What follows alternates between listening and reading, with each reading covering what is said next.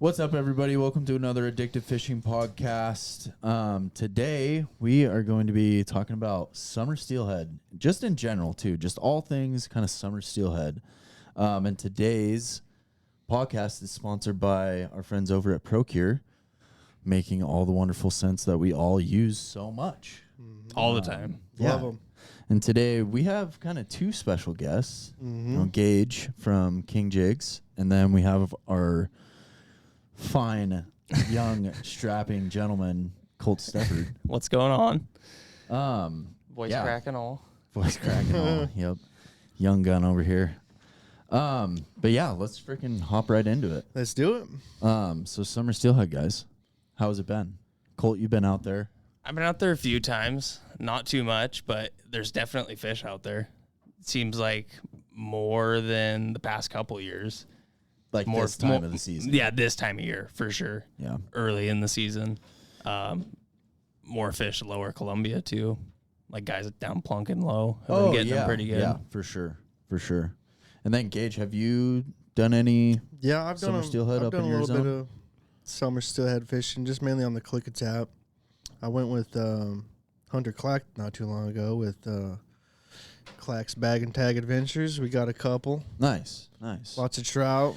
Yeah, dude, we need to get up there and do that. That is a super fun fishery. There's a lot of fish in there right now. Yeah, and that's only going to get better. Feel like any of those upper Columbia tributaries just get really good, as the year goes on. Definitely. When those dam counts start to grow a little bit more. Yeah, and that's kind of the beauty about being up there is you can watch those dam counts and like, all right, it's time to go. Yep. But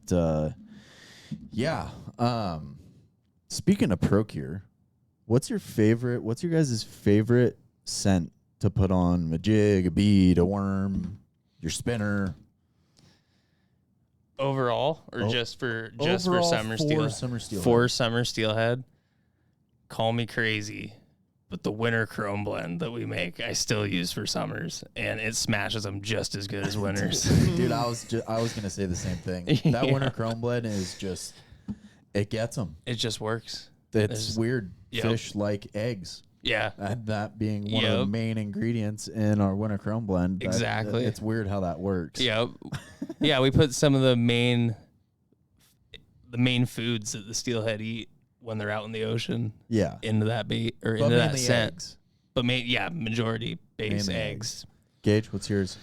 I like the winter chrome blend as well, but my top favorite is a mixture. I'll take two bottles, squid and the prawn oil. Nice. Always in the oil, and I'll mix together, and that absolutely wrecks. Yeah. Anywhere you go, Snake, the Click, any river, they absolutely love that squid prawn combination. Yeah. Circling back on some more tributary summer steelhead, I honestly, at this point, I had usually done like 5, 6, 10, 15 trips. Yeah. I've done like 2 tributary summer steelhead trips. I've been slacking on it this year, guys. Honestly, like I haven't been doing it. I've been busy doing other things, Chasing Chinook. I've been doing a lot of Chinook fishing this summer, which can be fun, but it's hard to beat a freaking chrome bullet coming out of the water at 60 miles an hour, 6 feet out of the water. It's exciting. Yeah. But kind of like Colt said, it's been a really good year so far. From what I've heard and what I've seen online, there's a lot of people getting them, and people getting them early. Like, I know of people that were getting summer steelhead, middle of May. Yeah. And it was really good. Yep. I know the month of May, I was still doing a lot of tributary spring Chinook fishing, and almost every day I would hear of at least 1, maybe 2, 3 or 4 was kind of an anomaly. I only heard of those days like 2 or 3 times, but seems like every day from about May 10th, seems like every day there'd be at least 1 caught, and that's pretty early. Yeah. Like, I feel like our at least our lower Columbia tributaries don't get really good until kind of like right now. Yeah. Like towards the end of June, first part of July. Really starts to pick up more. Yeah, and that's just like an influx of fish like rolling in every day. You know, obviously later in the summer you're gonna have, you know, fish that have just been in the system because they stick around until January, February, sometimes March even. But yeah, no, it's been a good season so far, and kind of like Colt said, you know, people getting them down low, plunking. Yeah. And let's talk about plunking a little bit. It's one of the main ways that a lot of people summer steelhead fish, just because it's so effective. Because especially, you know, a lot of the rivers that you do plunk are sometimes the bigger ones, you know, like the Columbia, some of the other bigger tributaries, dam controlled. And it can be so effective just because there's so many fish rolling through those systems, you know, especially the Columbia. You know, you're catching all of those trip fish traveling in one basically one traveling lane. Yep. So plunking can be pretty effective. Yep, letting them come to you. It's like, I would say I was never really a big plunker, but as of the last like 3 or 4 years, it's just fun. It's so much fun. You know, triple spin glow rig out there with your buddies, you know, your family. It's really a very family friendly fishery. Do you guys do any plunking up in your zone? No, not really. Mainly for sockeye, we do a lot of plunking. But like, there's got to be viable zones to plunk for summer steelhead up there. There is, but it's just, you know, not very many people are doing it. You know, dude, why not? You got to think in some of those big flats up there, on some of those rivers. Totally could, yeah, dude. Is it just because they're closed? Like you guys, a lot of those seasons are closed up there too. mainly because they're closed and there's just not very many steelhead up there. They're mainly all, you know, destined towards the lower tributaries like the Clickitat and the Deschutes and. But even on some of those tributaries, like, why not plunk on some of those? I don't know.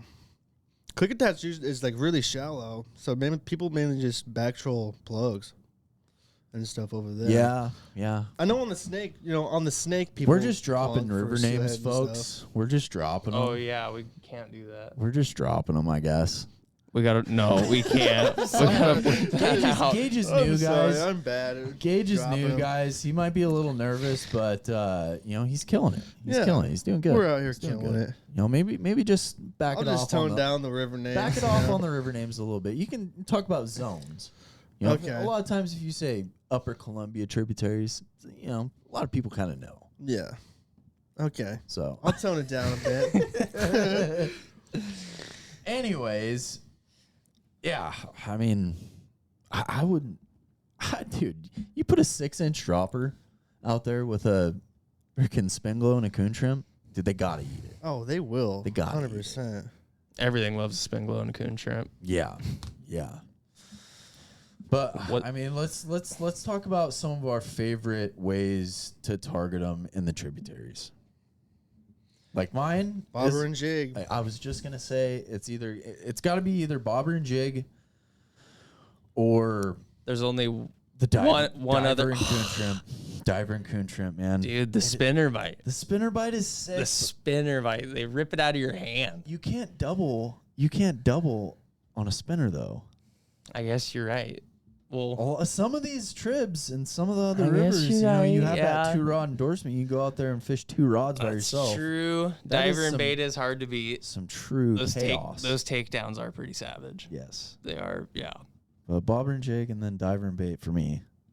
What about you, Cole? Yeah, you guys heard mine, spinner. Yeah. I love it. And then Gage, I know Gage's is probably bobber and jig. Bobber and jig or a bead. Or a bead, okay. Ooh. I do like the beads. It's they're just, I hate how effective they are. Lame. It's so annoying, dude. I was a hater at first at them because they just were so dang effective. You know, I was like, I don't want to use a bead, you know, like. But then I finally gave in, put a bead on, and it was lights out from there. Now I can't turn back. Oh, dude, I know. I was the same exact way. I'd be like, beads? Those things are lame. Yeah. I'm going to hook one on a worm. Jig. Yeah.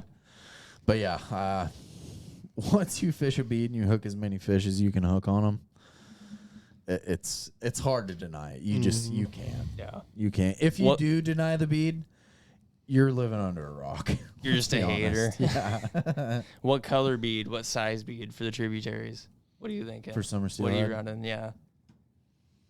Something either super natural, like a very light or pale colored orange, or dark red. Ooh, dark red. Dark red. Yeah. Probably size 8 to 10 maybe. Okay. 12 if the water gets a little chalked up from a little rain or a little bit snow of- melt or yeah. something. Yeah, the snow melt can be nice. What yeah. about you? I like the 12 mil oranges and the just light pinks, like our nail polish. That one's another hard to deny. bro. The Hard to 12 deny. mil. Mhm. Nail polish just gets them. Yeah, it just straight gets bit, dude. Yep. What about you? I like a malted ceres or a malted red. Ceres? Yeah. Cerise? Well, and, you know, I had to, dude. I say everyone tomato. Yeah, exactly. But yeah, anything malted seems to just catch them for me, with a little bit of scent on there. Oof. Yep. That winter chrome blend, dude. Mm-hmm. It's a getter. It's a getter for sure. But yeah, usually just in size 12. 12 mil. Yeah, See, I I'm like a the big 12 mil I guy. like the small beads, dude. Yeah, I haven't brought myself to do it yet. Dude, the 8 mils freaking get them. I've seen you guys get them on them. I don't know. They get them. And if you It's just another thing. if you get real wild with it, you can stack 2 8 mils on top of each other. Yeah, that's wild, dude. I don't know about that. It's basically fishing a 16 mil. Have you guys ever? Yeah, close have you enough. guys ever like put a bead and then put egg on your hook too? I mean, it looks weird. It looks weird, but it works. Dude, I cannot get behind it. If I'm gonna fish a bait of eggs, I'm just gonna fish a straight bait of eggs. I can't bring myself to fish Both. a bead and eggs. Like I just can't do it. I can't do it. It's not me. That's for sure. Yeah. I've done it. I've only caught trout on it though, but I know it works. Yeah. I know it works. I don't know. I mean, they love the bead and they love the eggs, so why wouldn't they like it? 2 for 1. My But- thought is, yeah, exactly, 2 for 1. My thought, they're either gonna go for the bead or the eggs. Yeah, I guess so. But I don't know what else is going on. What are you guys looking forward to in this summer steelhead season? I want to try some hover fishing for them. Dude, we have to. I really like hover fishing. I've only done it a couple times, but it looks fun. It looks like a blast. I kind of spaced that about my favorite ways to target them. But Yeah. I don't know. Hover fishing, you can really only do it in a couple different settings. I feel like, especially in the summertime, you have to have a hole that's at least 15 feet deep. Yeah. Like, and that in the summertime can be hard to find. Yeah, it can be tough. Unless you're on some of the bigger tributaries. But yeah, hover fishing, dude, Yeah. so effective. It would be fun. So effective. What about you, Gage? I'm ready for fall. Get me through this summer. I'm over it. I'm over the heat. I just want it to be fall. I can relate a little bit. I can relate. It's hard to beat a 360 takedown. Mm-hmm. I love trolling 360s. It's hard just to beat fun. some bobber downs on my hometown river, man. Yeah. I do love a good bobber down too. Especially when it's like really good fishing, Mm-hmm. like where you can go have, a 20, 30 bite day. Mm-hmm. That's fun. That might be better. I think, like for me, if you ask me, hey, do you want to go troll 360s and have guaranteed 30 takedowns? Or do you want to go on a tributary and fish fall Chinook with bobbers and have 20 bobber downs? What would you choose? Taking those bobber downs. I know you were Taking those bobber downs. Colt. I know you like 360s too. That's tough. I like the takedowns. I don't know if I could decide. That's tough. You might have to come back to me on that one. Yeah, I mean, or even summer steelhead. Dude, I don't know. I like swinging on a good bobber down. It's hard Especially a to beat. good chugger on a big heavy bobber, big beta eggs. Yeah. You know he's got it. Just swing for the fences It's on him. funny too. It's funny too how many summer steelhead I've caught like that too. Oh, yeah, on baits of eggs. Like early in the fall, Yep. just fist-sized glob of eggs. September, And August, you pull on it, and it's just like that doesn't feel like a Chinook. Yeah, it feels and a then little it jumps different. 6 feet out of the water. Yeah. Because it's the summer. It's funny. Those are the best little surprises. They really I are. love it. And it's cool because, some of the rivers that you're on, you have that chance of multi-species days, which we have that too, but it seems to be a little less common for us down on the lower tribs. Definitely. Yeah. But where you're at, I mean, you're Upper Columbia. I mean, you heard earlier in the podcast, if you're still listening. If you I already name dropped some rivers, but you know where he's at. I'm over in the 509. But yeah, those multi-species days can be really cool too. I've had a couple of them, but I haven't done a whole lot of summer steelhead fishing or fall Chinook fishing up there where you're at. Mm-hmm. And I know it can be really, really good. Yeah, for both of them. It can be. If you go way up high into like Idaho, it can be really fun. But I don't know. Just in my area, it's just summer steelhead is just kind of not a thing over there. Here's a question for you guys: is there like a summer steelhead destination that you guys want to go to that you haven't been to? Gage? Honestly, I want to hit the green because a lot of people are hitting the green. Just more? Yeah. That'd be cool. Dude. Do you have coordinates to there? Yeah, pin drop, bro. Yeah, 1567. .00. Okay. So we got gauges. You might see them there. Well, how else am I supposed to like region? Like a region. You just say the region. I guess Puyallup. I guess. Okay. Colt? We're just dropping all the river names. We are. Today. Gosh. We are. Well, I have two. I'd like to go over to Idaho and do some of that. Do some of those fisheries out there for the beat runs. That would be cool. It looks like there's some big fish out there being caught, and going out and talking to some of those guys at the Spokane Sportsman Show, the Bighorn Show out there. There's some good fishing to be had. And then my second choice would be, I don't know if they're technically summer steelhead or fall run steelhead, I know where this is going. but going up to old Canada, British Columbia, and chasing some of those big old double stripers up there would be pretty cool. That was gonna be my answer. That's probably my number one. Yeah, but BC. yeah, I think you could consider them summer steelhead.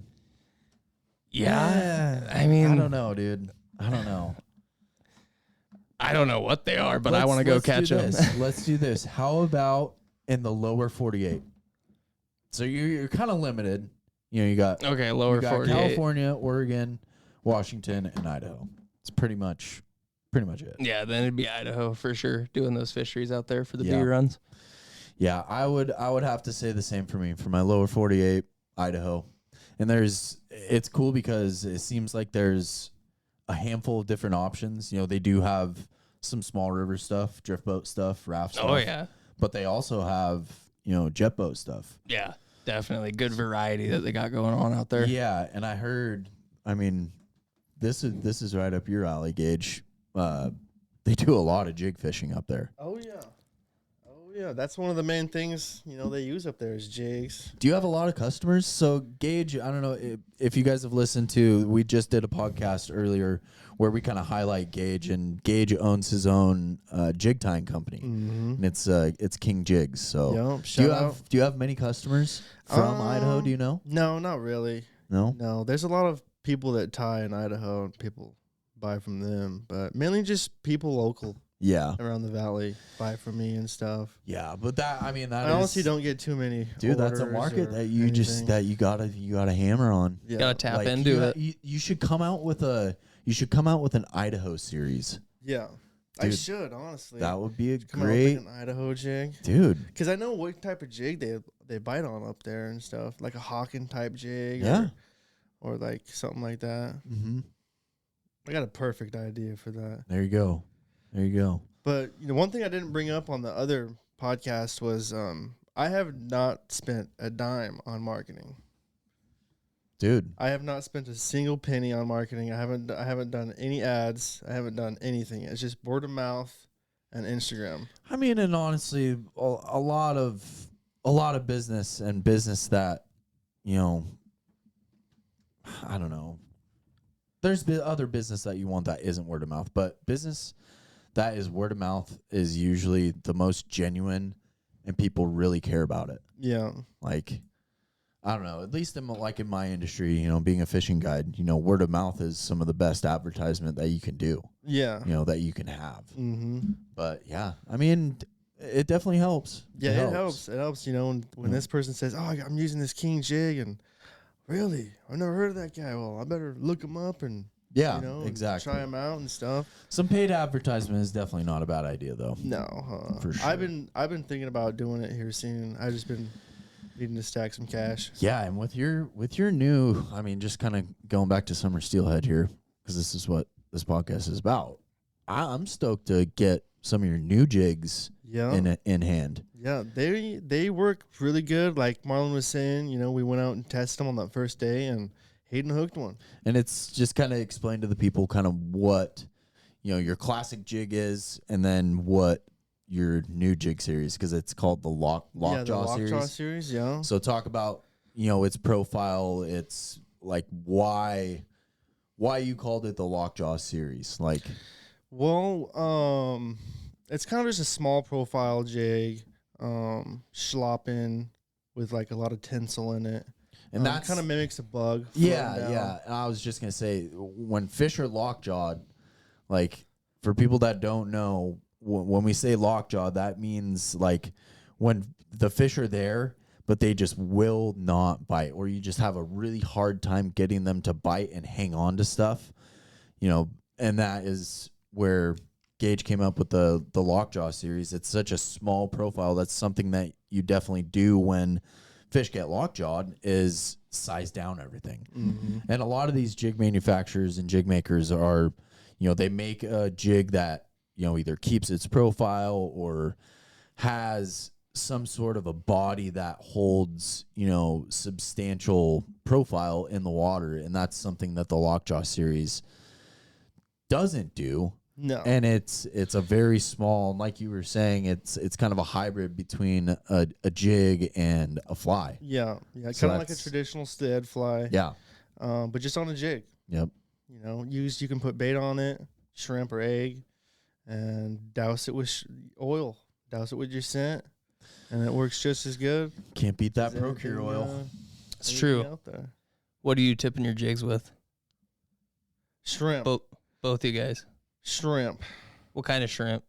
Prawn. Coons. Coons. A little bit of both. Sometimes I'll go to the store and buy that store-bought stuff. Those the ones that we eat. They're just the big prawns. Yeah. When I first got into it, I was big into like the tiny little solid shrimp. Yeah. I don't know why I ever went away from that, because it's a lot such of a guys use small them, profile, and you don't need a whole lot. No. Especially when the fish are lockjawed, they don't want to see all of that extra bait. Like a squared chunk like we would use, for winter steelhead or something. Yep, exactly.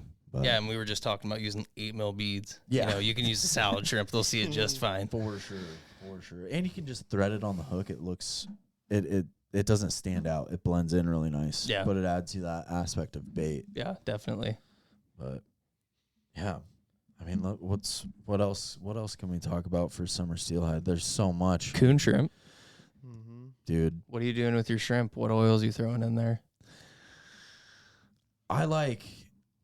Dude, it's hard to beat just a little bit of extra, like, I really like the crawfish oil.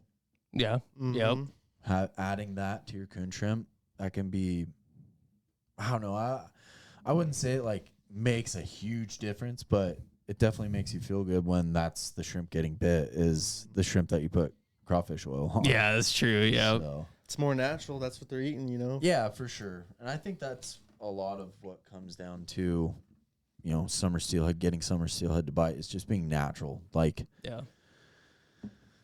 that's why I'm using such small beads sometimes. That's why I'm using such small, low profile jigs, just to get more of an imitation of a bug rather than something, big profile floating down the river. Yeah, definitely. But let's talk about some worms, because I feel like worms is underutilized, major underrated summer steelhead tactic that me personally, my biggest summer steelhead came on a worm.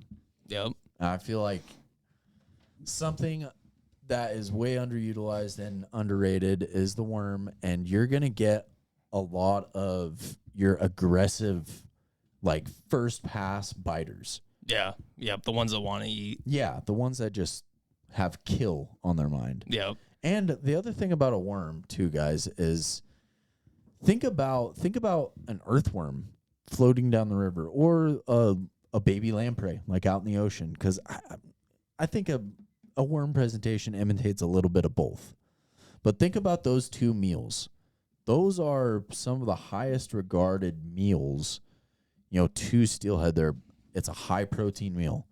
So especially like if you're in on a pot of fish, they're gonna play survival of the fittest, and they're gonna want to kill that worm. Yep.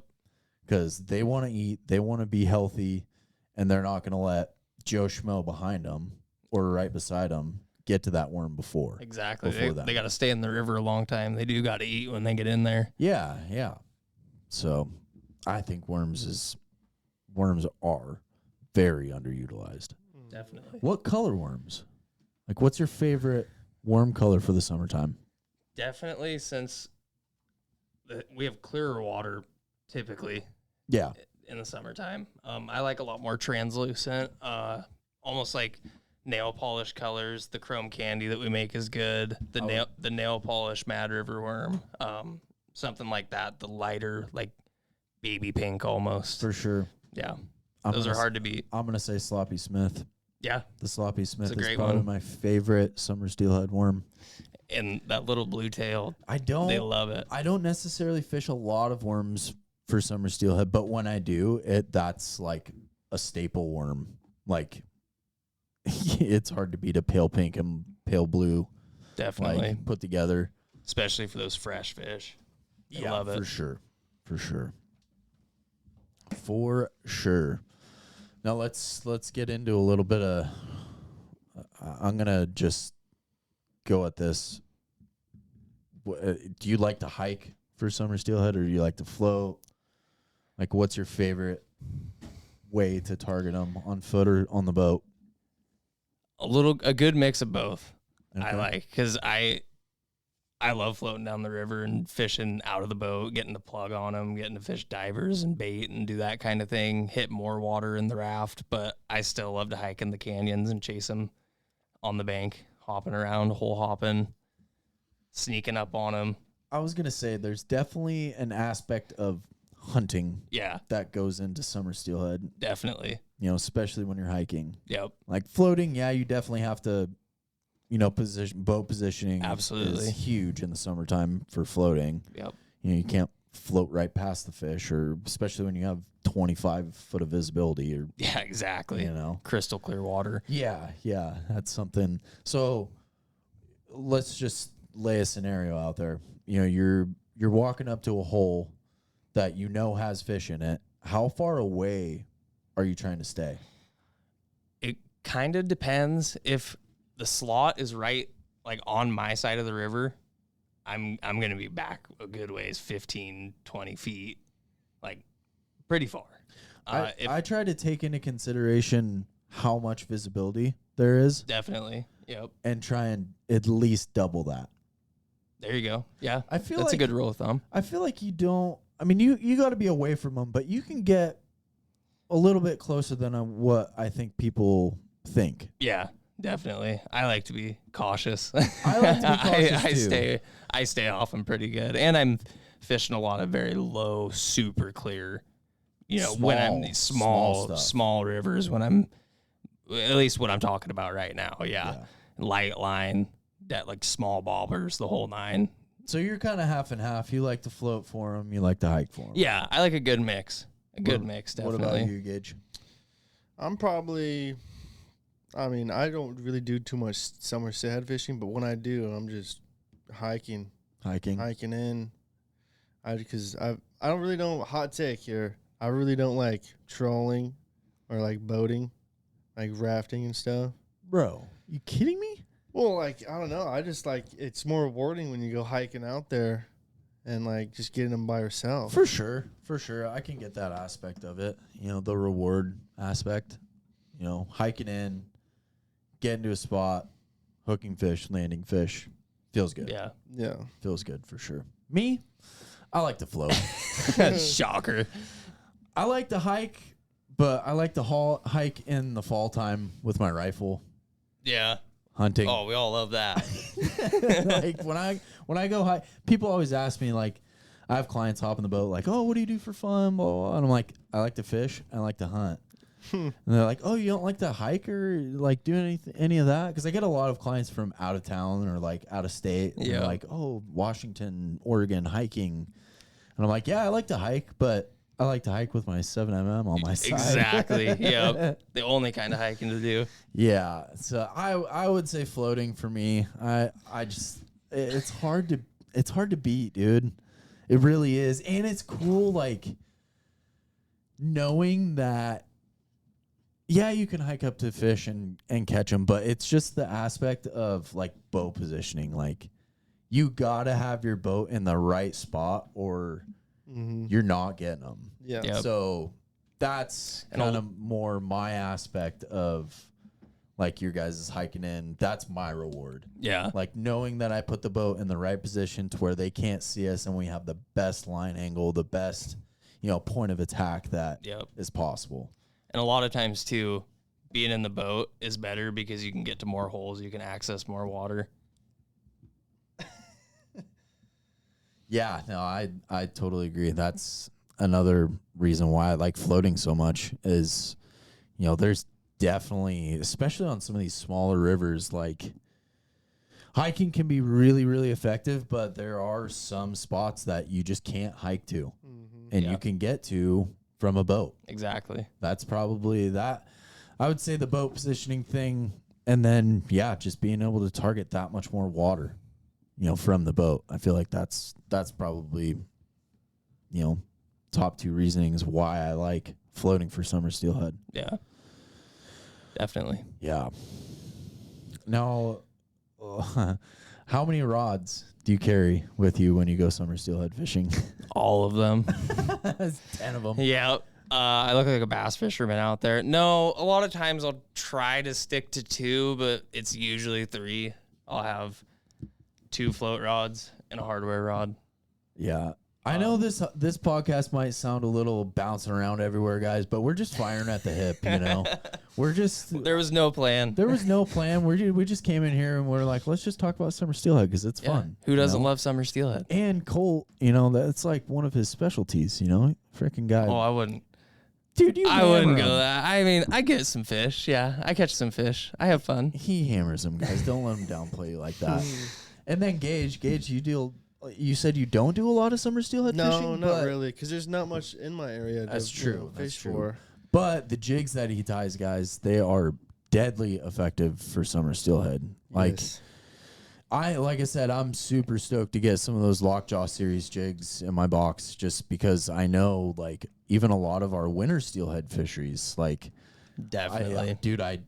I have already, like, played out scenarios where I think that they will come in handy and be very, very effective. For sure. You know exactly what river I'm talking about, too. No, for sure. Yeah. Yep. Yeah, no, super stoked for those. But Yeah, I'm really excited to use all the jigs we've dropped and stuff because I haven't had a chance to even use half of them. I've only had the chance to fish the chrome chaser last fall. I haven't had the chance to fish the rabbit reapers or any of this like the new lockjaw. I haven't. I'll tell you for a fact, the rabbit reapers do catch fish. yeah, dude, you've come out with a lot of good jig patterns and just different types of jigs in the last year that I've been like, these just work. Yeah.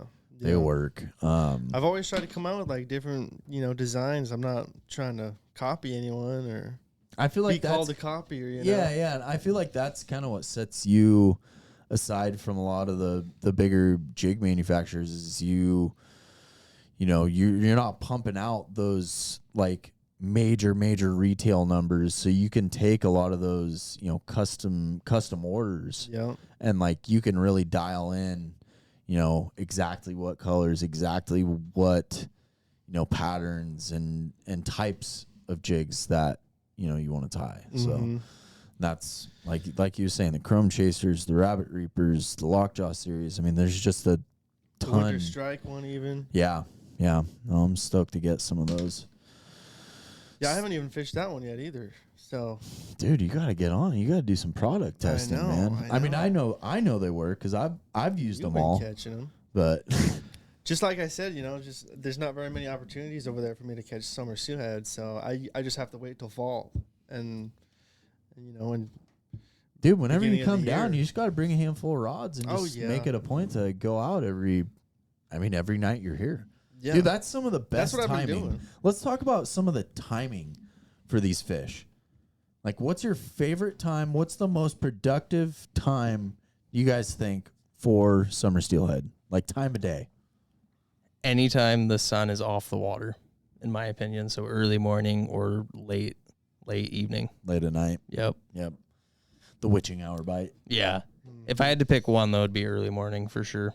I agree with that. You know, you get those fish reset after 8 hours of complete darkness. Yeah, exactly. They No one haven't messing been- with them. Yeah, exactly. Nobody messing with them. I feel like that's the most productive time for them. What about you, Gage?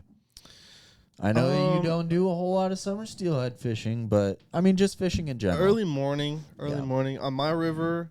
There's bites. There's bite times. I like 9 o'clock. 9 o'clock, I always catch fish. Yeah. 12 o'clock, I always catch fish. And then there's a 1 o'clock bite. But on my river, I've always noticed I get a bobber down right around 9 o'clock. Yeah, there is something to be said about a mid-morning bite. I feel like that's more common sometimes than the first light bite. Definitely. Yeah. Like, It's a thing. they just, I mean, think about it. You know, yeah, you can get your first pass biters, you know, first thing in the morning, first light bite, but then it might go dead for a while. Yeah.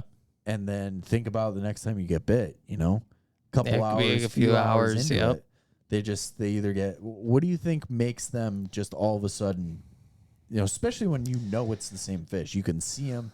There's no fish filing out. There's no fish filing in. You just been playing on them. Water temperature. Water Could that have any, temperature, maybe a little change? light, UV index, Yeah. maybe. Light. That could be. I think a combination of all of it, honestly.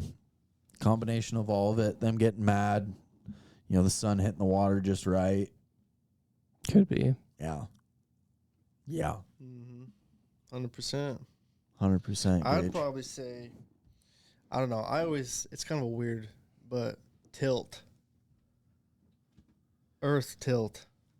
Earth tilt. Uh-huh. That's a new one, bro. I don't know if I've heard that one before. Because, you know, we're going around the sun, you know. Yeah. Yeah. Earth tilts a certain degree or something.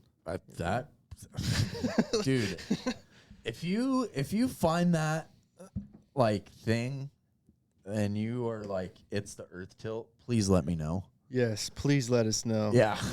That would be insane, dude. The earth is tilted at 12 degrees at 9 a.m. That's why I get my bites, bro. It's about a 64th away around its full circle. That's when they bite. Like, is there a scientist that can do a study? Oh, I'm sure WDFW probably has somebody working on that. $10 million went into it. Yeah. Oh, man. All right. What else? Summer steelhead. Are you a wet waiter or a waiter guy? Wet waiter, unless it's that really cold glacier water and I have to do a lot of wading. Yeah. Then I'll waiter up. I'm the same way. I like to be in the shorts though. Actually, that is a complete lie, guys. I am a waders in the morning and Crocs and shorts in the afternoon. Stripping down. Oh, dude, I cannot do the cold water in the morning. No? No. Not even a little wake up? No, dude. I like it sometimes. No, I'll do it. Not a fan. I'm already waking up early in the morning. Last thing I want is to go step into some freaking 50, 55 degree, 60 water temp. Dude, that's cold. It is cold. It's a lot colder than what it sounds like. Like, you think, 60 degrees? That's like actually pretty warm. Not. No, it is not. No. So. Pretty nippy out still. Yeah. Yeah. So I'm a waders in the morning, and then I'll strip down in the afternoon once that sun gets high. Best wet wading shoe. Probably the Corkers sandals. I can't remember what they're called, but they make a wet wade sandal. Oh, I didn't even know that. Yeah, dude. That's cool. They're legit. I'll have to look into that. They're legit. My buddy Sean has them. Okay. And he's like, dude, they're the best wading shoe ever. So I bought a pair naturally. Right. Yeah. And dude, you've been using them? They're so money. Nice. Like, yeah. Not gonna go back. No, I mean, there's no reason to. Yeah. And they're just like they're super comfy. That's the other thing. Yeah, comfort. Like, key. yeah, I will say with the sandal aspect of it, you get some rocks in like under your feet, but yeah, it's nothing to literally. They're cinched by a cord in the back. Oh, nice. I'm pretty sure I haven't worn them in a while, but yeah, no, they're super nice. I like them. What about you? I know what you're gonna say. Crocs for life. People hate on it forever, and I know you guys will, but I don't care. I love them. They're comfy. They stay on my feet. They have drain holes for all your rocks and gravel. They're perfect. Most of them do. Most of them do. Not Jason's. Jason's don't. Yep. Dude, they have like all the like detachable soles and everything. Felt on it? Yeah, dude. Oh, dude. They're legit. You can't put felt on a Croc. No. I mean, you could. You could. I was thinking about it yesterday when I almost ate it in the river, but yeah, dude. Those might be. These things are legit. I'm buying them. They're so As sick. soon as we get out of this podcast, And I'm like buying those. They're so comfy. So comfy. You might be out of luck, bud. All sold out. They're a little sold out on those ones. Hot commodity. Size 12, I could probably buy a pair. Yeah. Yeah. No, I would say the Corkers, though, for me. What about you, Gage? I'm a boot in kind of wader guy. You're always a wader guy? Yeah, always like you a don't wader wet guy. wade at all? No. What if it's 110 degrees? Even like last week when it was 100 degrees or something up there when you were fishing with your boy? Actually, no, I didn't have my waders. I had some shorts on and some hey dudes. Some hey dudes? Yeah. Yeah. Hey dudes are nice. But usually in the fall when I fish the most, I'm a boot in wader. Yeah, for sure. Me too. Waders, when I'm wearing waders, definitely the boot foot waders. For sure. Or, yeah, like what you were saying. Mm-hmm. The booty waders. Well, I used to be pro staff for Drake, so I get them for a decent price. Nice. And I just promo them for them. Nice. Sell a couple pairs. Favorite spinglows when you're plunking? All right. Oh, gosh, I don't know any of their government names. The watermelon. Okay, yeah, I was going to say, just say the water. The watermelon with the black wings. Uh-huh. That's tried and true. Sockeye, steelhead, chinook, everything. Uh-huh. That one kills. The Michael Jackson, I think, is what it's called. It's just the black wing, none of the dots or anything, just the black with the sparkle on it. That one can be really good for me. And we're going to go top 3 because we usually use a triple spinglow. Right? Exactly, yep. And then probably the fire tiger. Fire tiger. Or the orange with the black wings with the black stripes, whatever that one's called. Uh-huh. That one, can't beat orange, especially on some of those bigger rivers you're plunking on. Yeah. Like orange can be very good. Yeah. For me, I would say definitely the watermelon. It's hard to beat that. And then there's a black and chrome where it has the black head and then the chrome body with black wings, or that with mylar wings, and then I Sharpie the wings blue. That looks good. Dude, it looks so good underwater. Probably flashes nice down there, yeah. It does. And then for my third, I would say, like you were saying, probably that fire tiger, green, orange with the black stripes, whatever with the black wings. Yeah, definitely. Hard to beat. Gage, do you know what a spin glow is? Yeah. Yeah. I don't use them very much, but I know what they are. If you were going summer steelhead plunking, what 3 spin glows would you use? I would use the pink and silver. Okay. The Michael Jackson, like he said, that one's a freaking hotter. Yeah. A heater, I mean. And then chartreuse with pink dots. Chartreuse pink dots. Okay. Okay. Mylar wings or no Mylar for both of you guys? I'd say Mylar wings. I'd say Mylar wings too because I can always color them black. Yeah, you can color them in. Yeah. Or color them another color. Like yeah, I was that's true. saying Like with the that blue. other one, Yeah. the blue or the red. Yeah, you can The red. customize it however you want it. Dude, red wings for summer steelhead sometimes can be absolutely killer. Yeah. Killer. But I don't know. I feel like that's quite a bit of summer steelhead stuff that we've touched Yeah, on. we covered a lot there. Yeah, and like I said, we kind of just fired at the hip and just talked about a bunch of different stuff. So take what you want from this podcast, guys, but Yeah. I feel like that was a pretty good one. I enjoyed it. I had fun. Look up that tilt thing. Go right ahead. Yeah. Look into the Earth axis tilt. of the Earth if you want to. Dude, yeah. But a couple things before we wrap this podcast up, guys. We have a summer merch drop coming June 28th at what time? I believe 9:30 a.m. Pacific Standard Time. And then shortly after that, we have a bash going on down at Les Schwab in Salem on Mission Street. And Yes, that we will do. That'll be fun. That'll be super fun. The bashes are always fun. And it's the 7th annual summer bash that we've done. We've been doing them for 7 years. It's crazy. Weird to think of. And it's the first one we've had in a while, too, since the shows. Yeah. It'll be fun to see everybody. And I believe Salem's the furthest south that we've gone for a bash. So any of you Southern Oregon mid-state guys, make sure you hit it up. It's going to be a good time. Tons of free giveaways. Marlon and I are going to be doing some summer steelhead plunking tutorials, seminars, and then I'll be doing, along with Cameron, Popoff, Dave, and James Moore, just kind of all things salmon. Mainly kind of talking about the seasons that are coming up in the fall time, our 360 fisheries. But it'll basically be a fall Chinook, kind of round table. You guys will be able to fire in your questions and ask whatever. So that'll be a good time. And that is July 1st. I believe that starts at 6 p.m. So yeah, stay tuned for that. That'll be a good one. But anyways, yeah, I think that's pretty much all I got. All right. So yeah, thanks for tuning in, guys, and we'll catch you on the next one. Cheers. Cheers.